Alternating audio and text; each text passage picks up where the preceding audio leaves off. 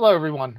I'm Boris from Boredom Sated, and today we're going to do something a little bit different on our channel, and I will be reviewing the new Adepta Soroitas Codex that came out, and just wanted to date myself a little bit at the same time, and saying the reason I'm doing this is because the way I got into Warhammer 40K is the Sisters of Battle. Yes, this is the original first codex from 97, and this is what got me into playing Warhammer 4K. So pretty much been only one army. I have a few units of allies and all of that because they weren't always competitive without help. But with the new codex out for the Adepta Soroitas, I wanted to do a review of it. This is going to be, I would say, probably a little bit of a quicker review than most, uh, just because you know, I don't want to rehash items that you can read on your own and make take a look. But I just wanted to review the codex and the army, how it looks for ninth edition. First of all, as always, Games Workshop produces amazing looking books. The art is always high quality. The They do, I have to say, really uh, huge two thumbs up. They always put something new in the fluff. And the reason I'm raising that issue is because the 8th edition book just was out a year ago. And within that time, they came out with a ninth edition book. Just because they produced the Sisters of Battle books very late within the 8th edition flow. But overall, it's just from the fluff and the pictures and everything, it's the high quality that you pay for when you get Warhammer 40K. Now, what I'm gonna go over is the units and the rules effect on the game and what I think of them. I'm not going to go into deep detail of every unit because, again, you can take a look at that on your own. But I'm going to go into the details of what I see people using and how they're utilizing. And I think that's important because I do follow anything related to Sisters of Battle, Warhammer. I look at the battle reports. I just play Sisters of Battle, so hopefully this will give you a little bit more insight into what's going on with the new codex for ninth edition. So first of all, a couple of interesting viewpoints on the ninth edition rules, in my opinion. Uh, and it's one of the reasons I brought out the original book is I feel they went full circle in the original book from '97, when that version of Warhammer, it was the characters and the really elite. It's not the same elite as what you would call now, but the name characters and the special leadership that drove the game. And then they tried to step away from it, and they, depending on which version edition you're into, they were stepping away from it more, more and more. But in ninth edition, they came back to where it's the characters that are dominating the tabletop. You see a lot of characters on the table. You see a lot of the name characters, and they are the things that most armies try to work around. So it's back to that version of Warhammer, which I thought it would be an important item to raise. Now, the one thing I like shooty army, that's personal preference, and I feel ninth edition really pushed more into the hand-to-hand capabilities. And what you see here is they really uplifted the hand-to-hand capabilities of the sisters and made it in line with the requirements for ninth edition to make them a competitive army. So with that said, let's jump into um, uh, the codex and a couple of items that I think are important. So first of all, within the codex, we have the different orders. And there are 6 primary orders, and then they have uh, a way for you to make minor convictions, which does limit your overall capabilities. It does let you choose the 2 unique traits, but the 6 main ones are way more powerful overall. So, with that said, like I said, rather than going into every single one of them, I will just describe what I see on the battlefield, what I see from the battle reports, and what you know uh, where I think they stand in usefulness. So the first one in the book is the Order of the Martyred Lady. So I have to say that I do not see um, this one a lot. I do see it out there, unlike some of the other orders out there, but I don't see this one a lot. It's a unique utilization of all their capabilities. Uh, but because and I myself would probably not be using this. So the Order of the Martyr Lady is, I think, one of the orders that's in the middle. It's not the worst, it's not the best, but it's in the middle, and that's again based on what I see people utilizing, the way they're utilizing it from different battle reports and different tournaments that I've attended.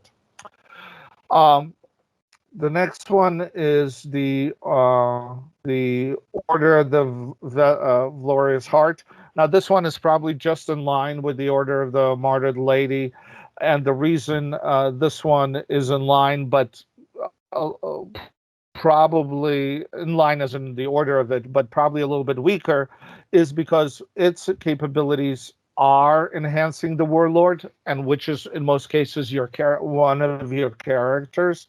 So people really want to protect their warlord and their characters. Do select this, but again, it's not what that I see very often. Maybe just slightly below the Martyred Lady, but pretty much also in the middle. Order of the Bloody Rose. I see a lot more utilization just because of the benefit that it gives in more hand to hand, and like I said, because the edition is more pushing the hand to hand type of combat.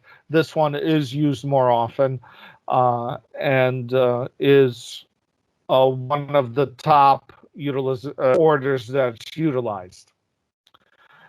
The next one is the Order of the Ebony Chalice. So this one is below the first 2, the Order of the Martyred Lady and the Valorous Heart, because it really enhances your flame attacks. And flame attacks are just not very efficient utilization of your army right now. So I actually haven't seen. I think I've seen it once or twice. I haven't seen Ebony Chalice, so they are probably one of the bottom orders that's used for the Sisters of Battle. So the next one is the Order of the Argent Shroud. This one is used a lot. I would say, based upon it's the number 1, if not the number 2 of what I've seen utilized. I myself do like this one and would use it in some cases. but it's really one of the better orders that's out there and utilized by competitive armies. The next one is the Order of the Sacred Rose. Uh, this one is probably at the bottom. It's the least used. I actually don't think I've seen anybody utilize this one at all. And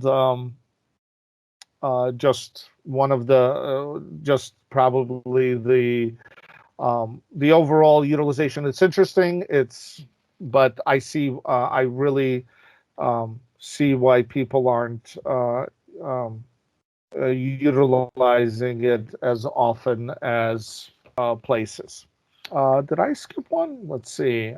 Nope, I did not. So that's the order, of utilizations out of all the orders. Now, for the minor ones, I'm not going to go into all of them. You can create. I've seen people create a couple of minor ones, but because you don't get the full capabilities of a major order, and only get to choose two benefits rather than three benefits, plus also a stratagem.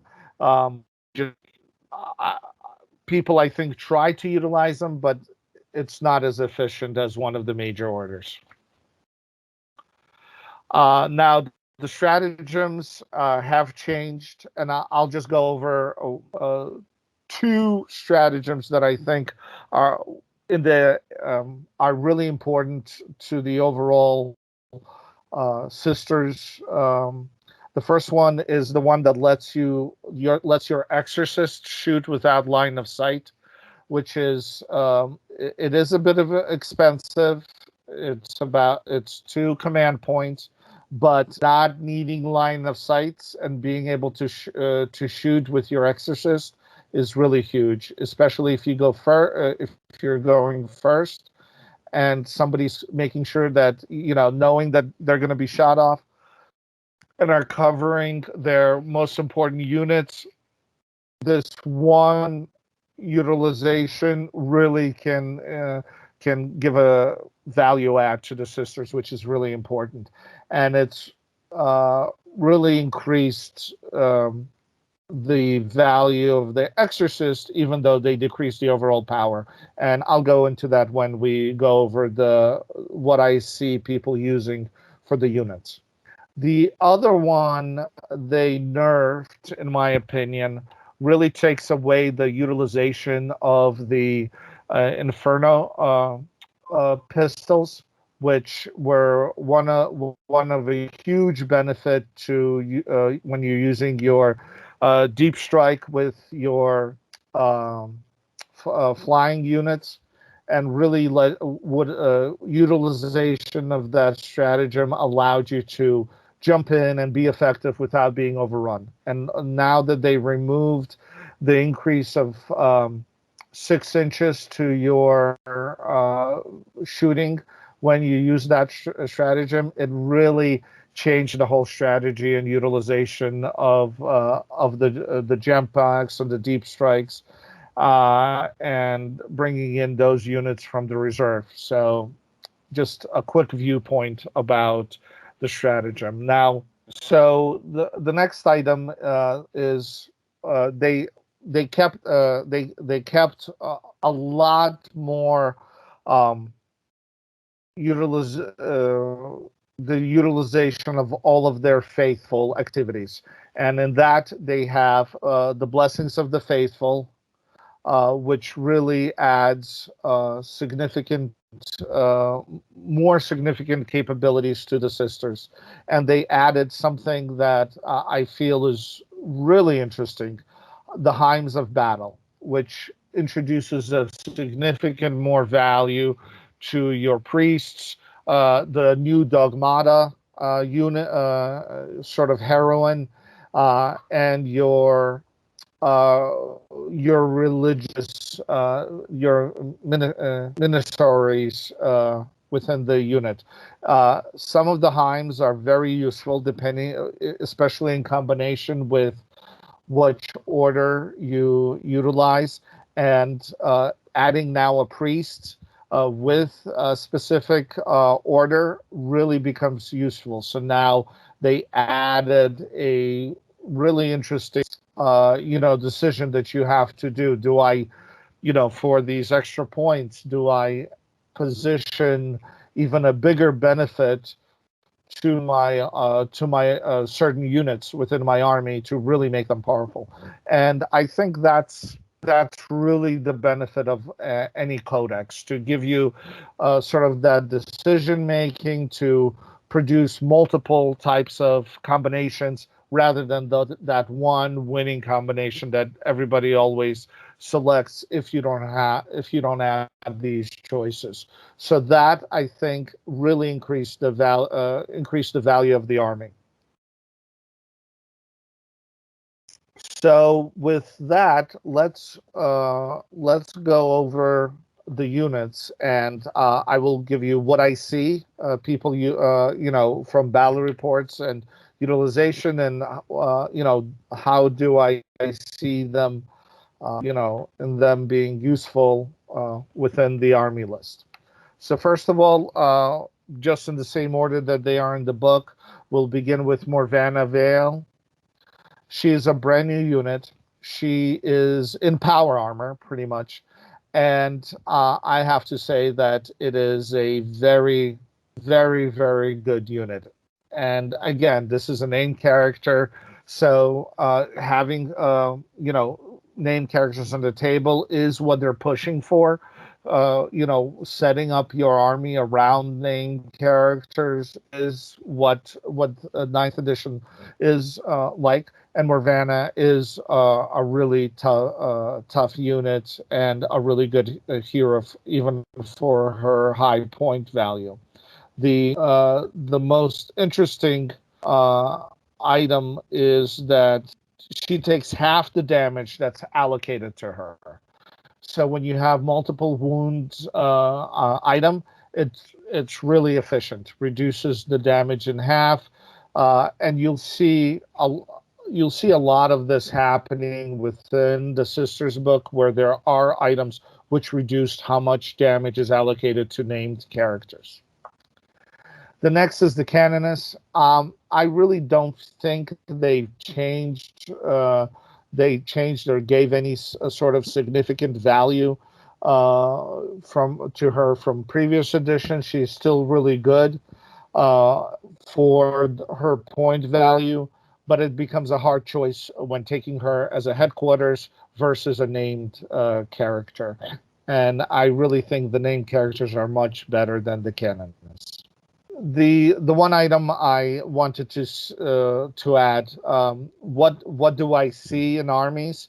I do see the canonists used a lot often, and I think that is because point conservation, where you can get a decent character out of the canonist for a lot less points than a named character. So people are still using canonists, but I think as people get more used to it and continue to expand, I think the utilization of the canonist is going to be dropping. Whereas Morvana, I don't see her in every list, but I see her in the majority of the lists that have it. So definitely named characters are popped up. Next is Palestine. She's okay, based on overall, and I haven't seen her utilized in any battle reports or in any tournament that I've been. So uh, I'm gonna say either either there hasn't been a army around Palatine that you can really work out, or just maybe it's just not a good choice within the army aspect. The next one is Junith Iruti. I have not seen her since 8th edition, and even in 8th edition, I've seen her just in sort of fun games, nothing competitive. She's an interesting character, but just very little utility within the new types of builds.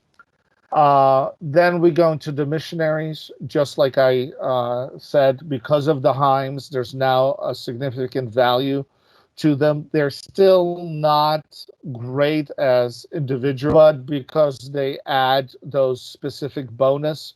Uh, I've seen a few missionaries added. I've seen more priests added because of the reduced point cost. But it's still a value add because of the Heims were introduced in 9th edition. Now I'm going to one of my favorite characters in the game for the Sister Celestine. Pretty much, I've seen her in 90% of the list. She is just with her resurrecting, with her reducing the damage by 1 from every attack, her being able to heal herself if she hasn't died, or now the Gemini units, which are her bodyguards. She technically has now 10 wounds. Because wounds are allocated to the Gemini first.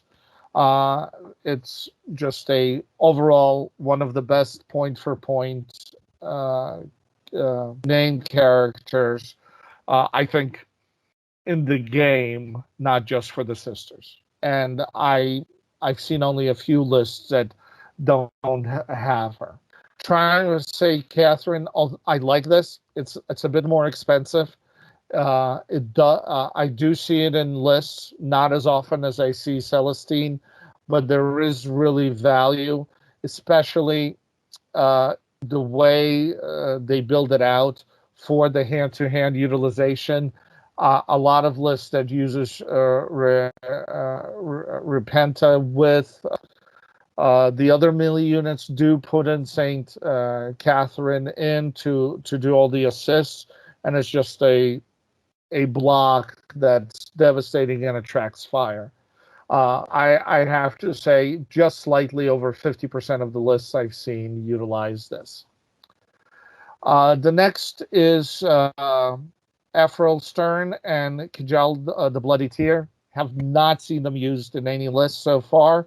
Doesn't mean they're not utilized. I think it's mostly because they haven't been released. The miniatures haven't been released. Were just released, so it's very difficult for people to position them painted in tournament play or battle reports. But again, the way I look at them, they're interesting, but to be competitive, there's a lot better utilization of your points. Now we go to the core, the Battle Sister squads. Every unit has to have them. Every unit utilizes them.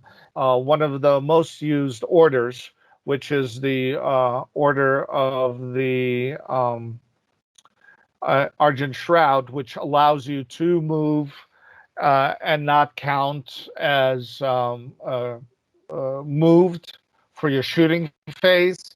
Allows you to really put in the heavy weapons into your Battle Sister squads, like your multi-meltas and your heavy flamer, if you're going to use that, and really makes that way useful now that you can move and shoot because those are heavies and without the penalty. The next one, again, same thing as with the Erfel Stern, is the Astrid Thorg and Agathia Dolan. Again, have not seen them utilized at all. Don't see value in them, maybe just in a fun game, but also because I don't think the miniatures are out yet for them. So we'll see if armies are using them when the miniatures come out.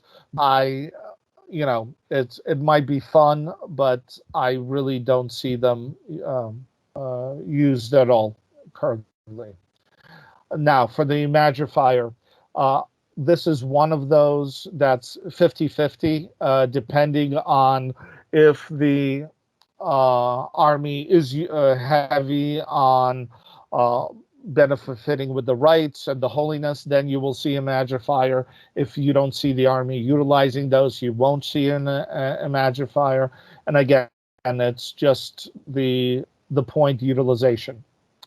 Dialgus, I have not seen utilized at all. So I would say in any competitor list. So I would, at this point, it's just people haven't seen how to utilize it properly. Preachers, like I said, because preachers are the lower cost and the Heims do add value, I do see preachers more than missionaries. But again, it's based on the build. Are you relying on the Heim to give the benefit to your units? Then you will see preachers. If you're not, you will probably not see them in lists. Now, the Celestine squads. Surprisingly, I don't see these now popping up. They were really utilized a lot in 8th edition, especially with the bodyguard use. But now that the it's a little bit more pushing towards the hand-to-hand and melee utilization, the Celestine are taking up more points. And you can, for most of the things that they can do, you can just get a Battle Sister squad, and you don't have to grab the Celestine squad for more points and one of your elite spots. Now, the Celestine Sacrosancts, which are the more melee unit, those I'm seeing an increase in utilization because of their melee capabilities and because of their saves with their shields. They have a save of 2, plus they have an invulnerable save because of their shield and their melee benefit. They are much better than the Repenta. I'm seeing a significant increase in their utilization within the army list. They're the same points of the Repenta, and I actually think as different strategies work out, we will see them replace the Repenta eventually. The Hospitaller, I see it utilization in mostly with armies with the Catherine, to walk behind the Catherine and give some healing capabilities, but that's minimal utilization. Excuse me. Now, the Dogmata, the way I see her is sort of a little bit of a cheaper version of the Canoness, and I see that being placed because she does add the Heims as a priest. I do see her utilization a little bit more, but mostly in lists that don't have Canoness. Once in a while, I do see her with Canoness utilization, but it's not a lot. Now, the Paragon Warsuits are a significantly uptick now that the models are out, and I see them utilized more and more. They are a bit still being tested out on how they're used, but I see them more and more in battle reports, and I see them more and more in lists going to be competitor because of what they're capable of doing. Repenta Superior is only utilized when there's a Repenta, so I will talk about them together. The Sisters of Repenta are used a lot. They were used a lot before the 9th edition Codex came out, just because 9th edition did have that strong push towards melee. But I think I'm still seeing them utilized because as people are learning more. But like I said, the Celestine Sacrosancts are beginning to replace them. Crusaders, I just never seen them use in any competitor list. So, it is what it is. I really don't see them as a value play at all. The Arcoflagellant also, I see them used slightly in heavy melee lists, but again, just one unit, and usually it's utilized as something to try and draw fire while your Repenta sisters are moving in, or as a blocker, but not very often. I actually see Repentas a lot more than the Arcoflagellant. The Death Cost Assassins I have not seen in lists or battle reports at all. So, and totally understandable why there's very little use for them currently. The next is the Dominion Squad. It's usual because of the way the new orders are being utilized. I don't see Dominion Squads as very within the competitors list. Or utilized at all. So they're just, they're adding you to be able to use them, but just have not seen them utilized or would like to utilize them myself. Now, the Seraphim Squad, the Jump Squad, because of the reduction in the saccharin that's used that I discussed earlier, where you increased the bonus to your Inferno pistols, it was reduced. I actually now see less Seraphim Squads. I do see one or two maybe in some units, but from usually two or three in the past, but definitely a significant reduction in their utilization. The Zephyrin Squad are now pretty much don't see them at all. There's just no point in utilizing them, and the Seraphim Squads are much better because they do have access to the Inferno pistols. Now, the interesting part as we go into the heavy support, I'm seeing a lot more Retribution Squads rather than Exorcists now. And I guess that is in line because you can now give the bonus of move and shoot. The Retribution Squad being with heavy weapons, really now that's really enticing. With multi-meltas, having 4 multi-meltas that can move and shoot is really, really heavy, and point for point is a good added value to the army. And because they nerfed the Exorcist to the heavy support, I'm specifically more Retribution Squads and less of the Exorcist, even though I think the Exorcist is still very useful. It's an interesting difference that I see in tournament play. Mortifiers are, and the Penitent Engines, I'm going to combine them as 2. I actually in 8th edition saw more Mortifiers than Penitent Engines, but because of the way they changed, I'm now seeing more utilization of Penitent Engines in those armies that feel they need them. But overall, I don't see them used a lot. I do see them used somewhat, but I see Retribution Squad and Exorcist used a lot more. Now going back to the Exorcist, again, after nerfing the Exorcist, I'm seeing a lot less utilization of it. Although I still put them in my army, especially with the ability to shoot indirectly without line of sight, with one of your Exorcists every turn.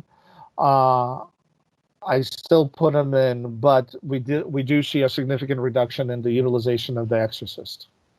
Now, they did add a new vehicle, the Castigator.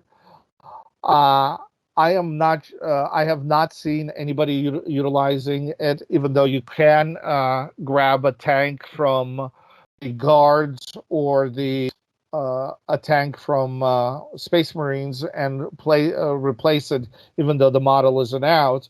I just have not seen anybody play with the Castigator yet.